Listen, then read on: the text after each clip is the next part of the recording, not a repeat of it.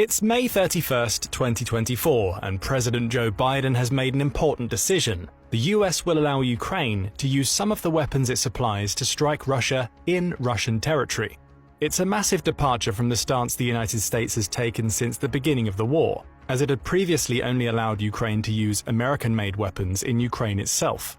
The change in stance also comes with a condition. Ukraine can only use American weapons in the Kharkiv region, which has become the site of the latest Russian advance. Still, the move is part of a trend within NATO, with America's decision coming off the back of several countries, including the United Kingdom, claiming that Ukraine can use the weapons it supplies in whatever way Ukraine sees fit.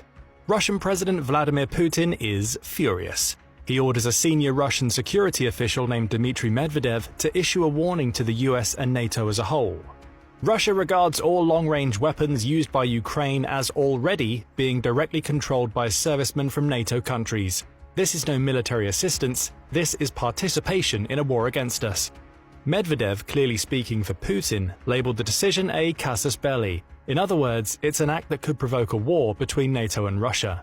With this warning, Russia hopes to communicate to NATO that it should keep out of Ukraine because failure to do so could lead the organization to having to face off against the Russian Federation. Putin hopes to intimidate NATO.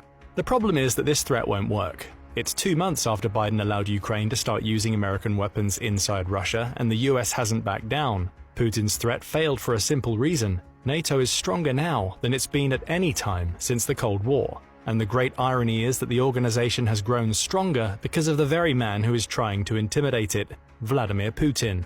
After all, the May 31st threat is far from the first that Putin and his cronies have thrown in NATO's direction. 2 months prior, Reuters reported on Putin's claim that any direct conflict between Russia and NATO would put the entire planet just one step away from World War III. That